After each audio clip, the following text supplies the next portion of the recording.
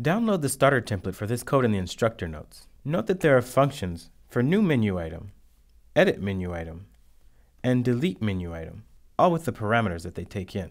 Write up the appropriate route decorations to properly execute these functions. When you can open the URLs to create, edit, and delete menu items, you have successfully completed this challenge. Don't hesitate to view the Flask documentation or ask for help from your fellow students if you have any questions.